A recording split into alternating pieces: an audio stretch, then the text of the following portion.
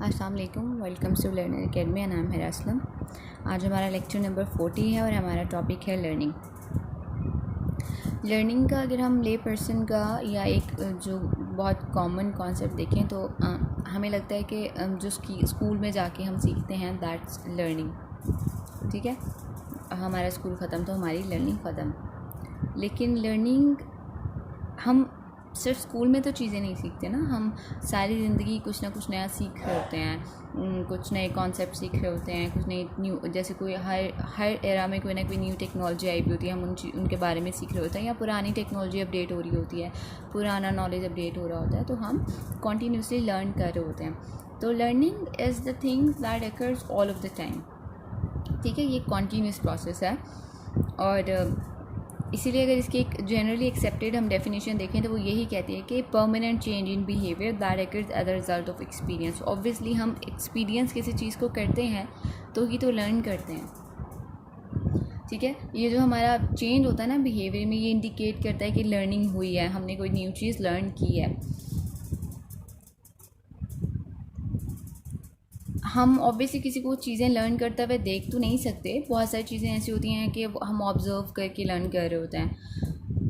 तो लेकिन ये एक थ्योरेटिकल कॉन्सेप्ट है ना, और इसको डायरेक्टली ऑब्ज़र्व भी नहीं किया जा सकता। तो लर्निंग में सबसे पहले चेंज आ जाता है कि वो बैड भी हो सकता है, गुड भी हो सकते हैं।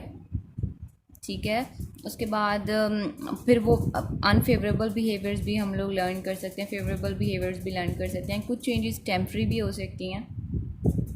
ठीक है, तो जो बिहेवियरल चेंज होता है वो फिर क्या होना चाहिए, वो टेम्पररी भी हो सकता है, परमानेंट भी हो सकता है। Learning takes place where there is a change in action, change in an individuals thought processes and attitudes if accompanied by no change in behaviour would not be learning. यानी कि अगर आपके थॉट प्रोसेसेस और attitudes change हो रहे हैं ना, लेकिन आपका बिहेवियर चेंज नहीं हो रहा, तो वो लर्निंग हम उसे कंसिडर नहीं करते। ठीक है, दिस में भी एक्वायर डायरेक्टली थ्रू ऑब्जर्वेशन, आप इसको ऑब्जर्वेशन से भी एक्वायर कर सकते हो और एक्सपीरियंस करके प्रैक्टिस के थ्रू भी जो है ना वो एक्वायर कर सकते हो। ठीक है, लर्निंग की डिफरेंट टाइप्स होती हैं। सबसे पहले आ जाती है मोटर लर्निंग। मोटर लर्निंग आप जो अपनी मोटर स्किल्स को ना इन्हांस करते हो। मोटर स्किल्स होती हैं आपकी मूवमेंट से रिलेटेड, जो आपकी मूवमेंट होती है, जो आपका हाथ पाँव को मूव करना, चलना, बैठना, उठना फिरना, हाथों को मूव करना, पाँव को मूव करना, मसल्स को मूव करना, ये तमाम चीज़ें हमारी मोटर स्किल्स में आ जाती हैं। तो मोटर लर्निंग होता है जब हम मोटर स्किल्स को लर्न कर रहे होते हैं और अपनी मूवमेंट में एक्यूरेसी और स्मूथनेस ला रहे होते हैं। जैसे बच्चा शुरू में नहीं चलता, फिर आहिस्ता आहिस्ता वो बैठना शुरू करता है, फिर आहिस्ता आहिस्ता वो क्रॉलिंग शुरू करता है, क्रॉल करने के बाद वो खड़ा होना स्टार्ट होता है, खड़े होने के बाद वो मूवमेंट शुरू करता है। लेकिन उसकी जो वॉकिंग होती है वो जर्की होती है ना, थोड़ी इधर उधर टिल्ट कर रहा होता है बच्चा। आहिस्ता आहिस्ता जैसे वो बड़ा होता रहता है, वो स्मूथ लर्न करके अपनी मूवमेंट को, अपनी वॉकिंग को स्मूथ जो है वो करता रहता है। Speaking, playing, climbing the tree, ये सारी चीज़ें जो है ना वो हमारे रिफ्लेक्सेस जो होते हैं वो हमारी मोटर मूवमेंट्स में आ जाते हैं। ठीक है, उसके बाद आ जाती है वर्बल लर्निंग। वर्बल लर्निंग जिसमें हम अपनी कॉग्निटिव स्किल्स को इम्प्रूव करते हैं। ठीक है, हम चीज़ों के बारे में नॉलेज गेन करते हैं और उन चीज़ों को समझते हैं। ठीक है, ये दो तरह की लर्निंग होती है, वर्बल और मोटर। उसके बाद थेरीज आ जाती हैं। थेरीज हमारे देखा जाए तो जो स्कूल ऑफ थॉट हैं, बिहेवियरिस्टिक थेरीज हैं लर्निंग की, कॉग्निटिव थेरीज हैं, सोशल लर्निंग थ्योरी। सबसे पहले आ जाती है बिहेवियरिस्टिक थेरीज। बिहेवियरिस्टिक थेरीज में जो बहुत ज़्यादा प्रोमिनेंट थेरी है वो ऑब्वियसली क्लासिकल कंडीशनिंग है। क्लासिकल कंडीशनिंग में जो है वो पेवलोव का एक्सपेरिमेंट आता है जो उसने डॉग के साथ किया था। सिंपल सर्जिकल प्रोसीजर था जिसमें पेवलिन जो है वो पेवलोव पहले जो है वो डॉग को पीस ऑफ मीट देता है और फिर वो डॉग जो है वो इन रिस्पॉन्स लाइवेशन करता है। फिर पेवलोव क्या करता है, मीट के साथ जो है वो बेल बजाना शुरू कर देता है, तो डॉग जो है वो स्लाइवेट नहीं करता। रिपीटेडली हेयरिंग के बाद, जैसे रिपीटेडली जब मीट फूड के साथ उस बेल को बजाया जाता है, तो फिर डॉग जो है वो अगर उसको फूड नहीं भी दी जा रही, सिर्फ बेल बजाई जा रही है, तो वो बेल पे भी स्लाइवेट करता है। ठीक है, in effect the dog has learn to respond. Dog ने जो है वो उन दोनों को आपस में लर्न करके बेल की आवाज़ पे भी जो है ना वो स्लाइवेट करना शुरू कर दिया। तो यहाँ से हमें पता चलता है लर्निंग बाय कंडीशनिंग का। अब इसमें कुछ कॉन्सेप्ट्स आते हैं। सबसे पहले रिफ्लेक्स आ जाता है। रिफ्लेक्स जब वो एक अनलर्न या ऑटोमेटिक रिस्पॉन्स होता है किसी भी ऑर्गेनिज्म का स्टिमुलस, किसी भी स्टिमुलस पे जब हम कोई रिस्पॉन्स देते हैं वो हमारा अनलर्न या ऑटोमेटिक जो रिस्पॉन्स होता है वो हमारा रिफ्लेक्स होता है। जैसे अगर कोई हमारी आंख पे एकदम फूंक मारे तो हम एकदम से आई जो है ब्लिंक करते हैं, हम किसी गर्म चीज़ को हाथ लगाएं फ़ौरन से हाथ पीछे कर लेते हैं, तो ये जो है वो हमारी ये हमारे रिफ्लेक्सेस हैं जो अनलर्न और ऑटोमेटिक होते हैं। ठीक है, तो डॉग का जो रिस्पॉन्स था शुरू में वो क्या था, उसका रिफ्लेक्स था। उसके बाद आए थे unconditioned stimulus. It is a stimulus that elicits a natural response, जो नेचुरल हमारा रिस्पॉन्स होता है कि जो हमारी बॉडी को कॉज करता है रिस्पॉन्ड करना। ठीक है, जब बेल दी जाती है तो डॉग जो है वो साउंड ऑफ बेल को सुन रहा है, तो वो पिक करता है ना, उसके कान उस रिस्पॉन्स को पिक करते हैं, तो वो क्या होता है,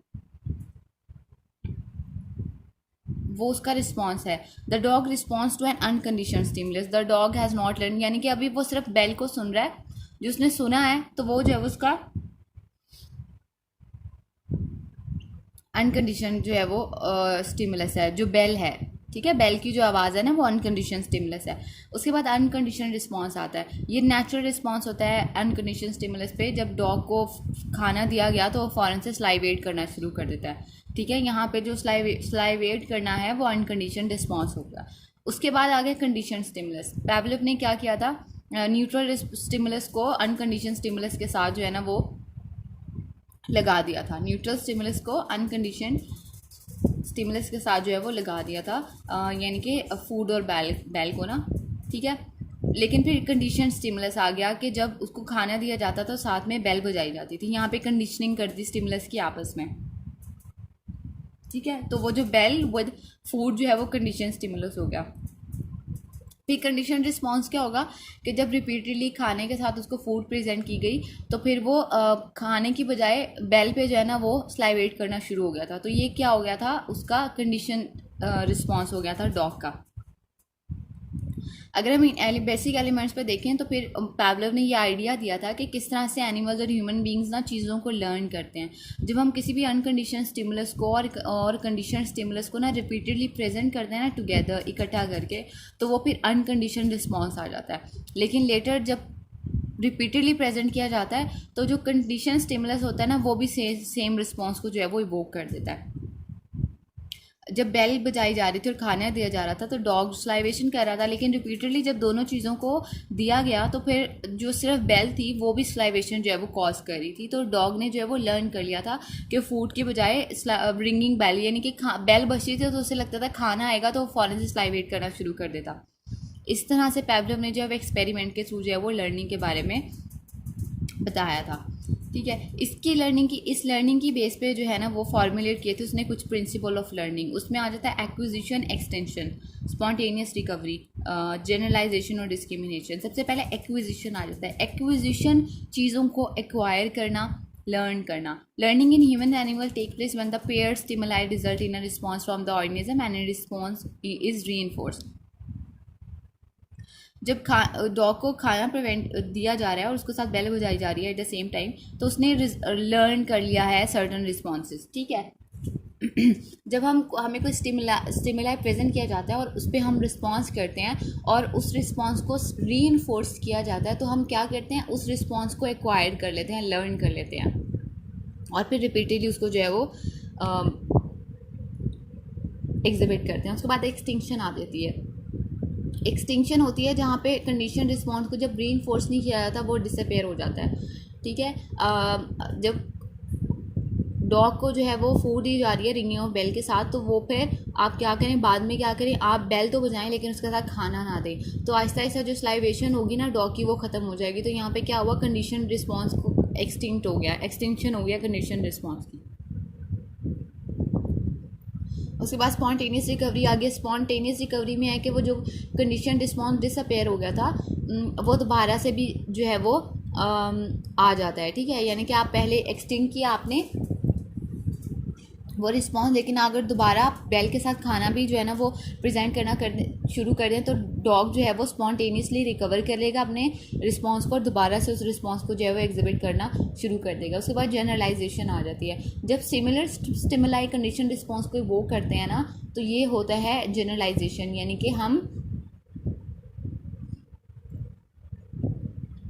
यानी कि पहले बेल बजाई है, लेकिन अगर हम किसी और काम के लिए भी बेल बजाएंगे या किसी भी किस्म की बेल बजाएंगे तो डॉग जो है वो स्लाइवेशन शुरू कर देगा। यानी कि वो जो कंडीशन रिस्पॉन्स उन लोगों ने लर्न किया होता है ना वो फिर उसको जनरलाइज कर देते हैं। हर उससे अगर सिमिलर स्टिमुलस होगा तो फ़ौरन से कंडीशन रिस्पॉन्स जो है वो अपना शो करना शुरू कर देंगे। Discrimination when a slightly different stimulus does not evoke a condition response, it is यानी कि थोड़ा सा डिफरेंट स्टिमुलस इवोक नहीं करता सेम कंडीशन रिस्पॉन्स को, या बेल आप चेंज कर देते हो, ठीक है, तो वो फिर कंडीशन रिस्पॉन्स जो है वो शो नहीं किया जाता। तो यहाँ पे एनिमल जो है वो डिस्क्रिमिनेट करना सीख लेता है स्टिमुलस के बीच में, डिफरेंट स्टिमुलसेस के बीच में। उसके बाद आ जाती है ऑपरेंट कंडीशनिंग। ऑपरेंट कंडीशनिंग और ये करती है कि हम कॉन्सिक्वेंसेस की बेस पे बिहेवियर्स को शो करते हैं। अगर हमारे बिहेवियर का कॉन्सिक्वेंस अच्छा आता है ना तो हम उस बिहेवियर को जो है वो रिपीट करते हैं। अगर उसका नेगेटिव कॉन्सिक्वेंस होता है तो हम उसको रिपीट नहीं करते, ठीक है। इस पे जो है वो ऑब्वियसली स्किनर ने जो है वो एक्सपेरिमेंट्स किए थे और उसने जो है वो इसको एक्सप्लेन किया था और एक्सपैंड किया था नॉलेज ऑफ ऑपरेंट कंडीशनिंग को। Behaviour is deem to be determined from without, that is learn rather from within, reflexes और अनलर्न। स्किनर ने आर्ग्यू किया था कि हम प्लीजिंग कॉन्सिक्वेंसेज अगर क्रिएट करें ना स्पेसिफिक फॉर्म ऑफ बिहेवियर्स की तो उन बिहेवियर्स की फ्रीक्वेंसी को हम इंक्रीज़ कर देते हैं, ठीक है। हम यूजली उन बिहेवियर्स को जो है वो दोबारा से एग्जिबिट करते हैं जिन्हें पॉजिटिवली री किया जा रहा होता है। Main concept of operant conditioning में जो है वो फिक्स रेशियो स्केल आ जाता है। एक कांस्टेंट नंबर ऑफ रिस्पॉन्सेज के बाद ना रिवॉर्ड जो है वो इनिशिएट हो जाता है। यानी कि जब आप एक कांस्टेंट नंबर ऑफ रिस्पॉन्सेज आपने जो है वो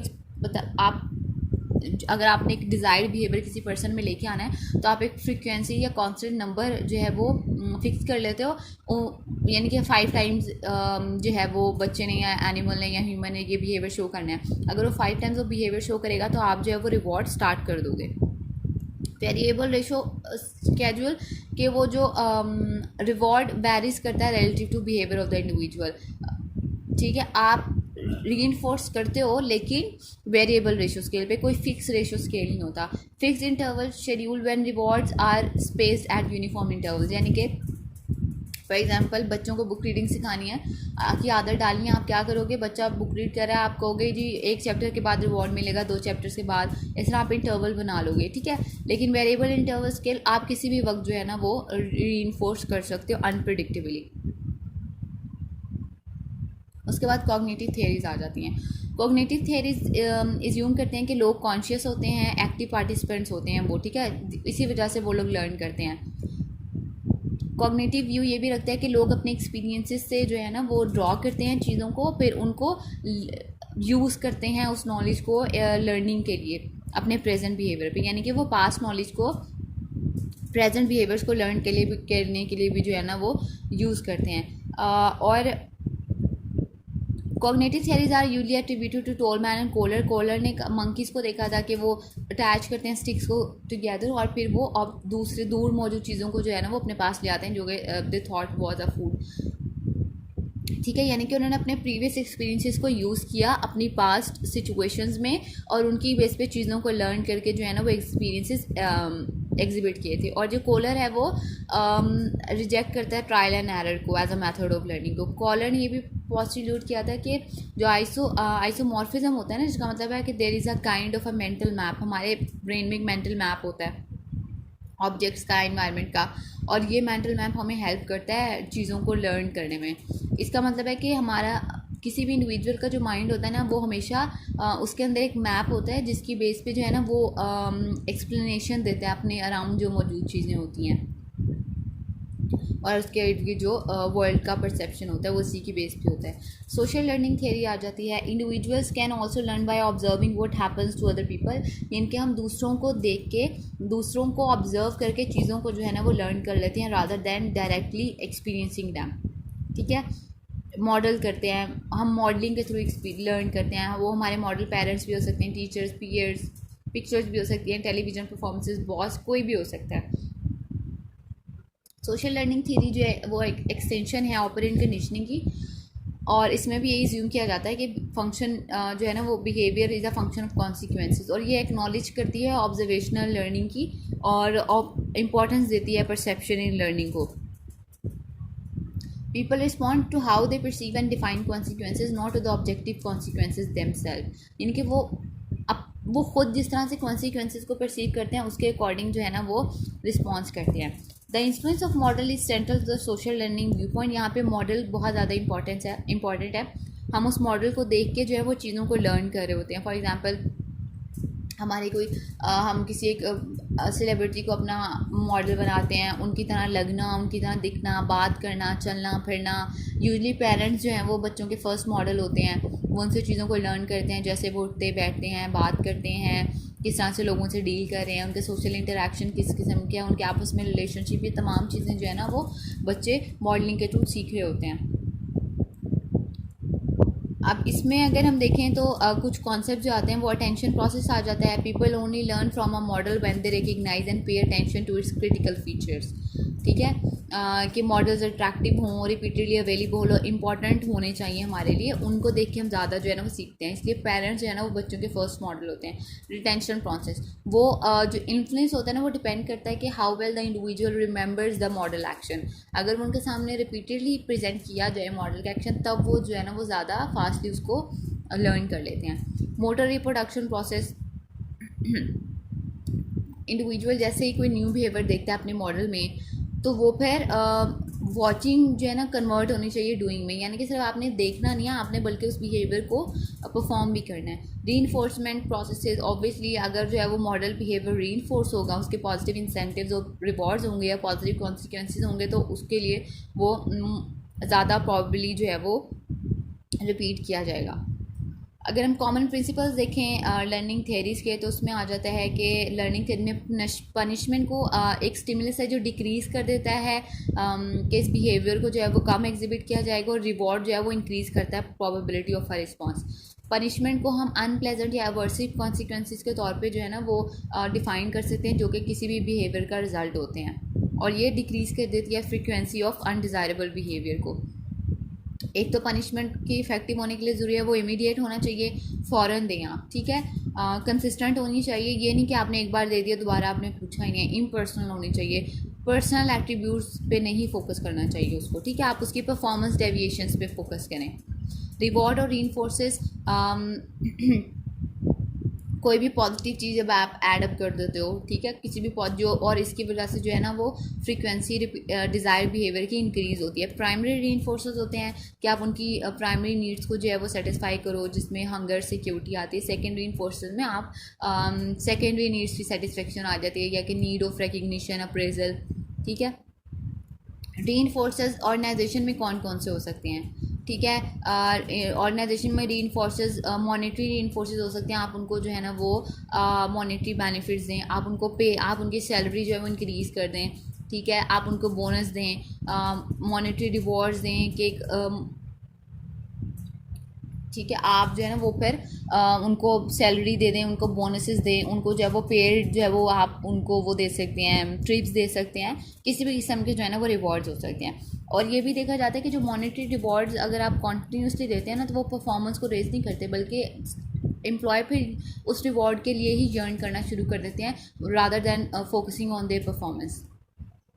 ठीक है, नॉन मॉनिटरी फोर्सेस कौन से हो सकते हैं? कंज्यूमेबल हों, कि फ्री लंचेस दें, ट्रिप्स दें, मैनिपुलेटेबल्स हों, आप वॉचेस दें, ट्रॉफीज, पिन्स वगैरह दें, विजुअल और ऑडिटरी रिवॉर्ड्स हों, आप उनको गुड ऑफिस द विंडो दे दें, या फिर आपको उनको जो है ना वो अच्छा इन्वायरमेंट प्रोवाइड करें। जॉब डिज़ाइन, उनको ग्रेटर जॉब सेटिस्फेक्शन की तरफ लेकर चलें। फॉर्मल रिकग्निशन हो सकती है इन अ फॉर्म ऑफ लेटर, या फिर आप जो है वो उसको लोगों के सामने रिकग्नाइज कर दो। परफॉर्मेंस फीडबैक, पॉजिटिव फीडबैक दें अपने एम्प्लॉय को, उससे उसकी जो है वो जब वो वर्दी फील करेगा तो मोटिवेटेड फील करेगा। सोशल रिकग्निशन और अटेंशन भी जो है वो दी जा सकती है एम्प्लॉयज़ को ऑर्गेनाइजेशन में। और ऑर्गेनाइजेशन में जब आपके बहुत ज़्यादा कंपेटिटर्स होते हैं, कुलीग्स होते हैं, तो वहाँ पे सोशल रिकग्निशन और अटेंशन लोगों के सामने बहुत ज़्यादा मोटिवेट करती है, पॉजिटिवली मोटिवेट करती है इंडिविजुअल्स को, और इससे परफॉर्मेंस जो है ना वो के चांसेस बढ़ते हैं, क्योंकि वो फिर ज़्यादा जो है ना वो इंडिविजुअल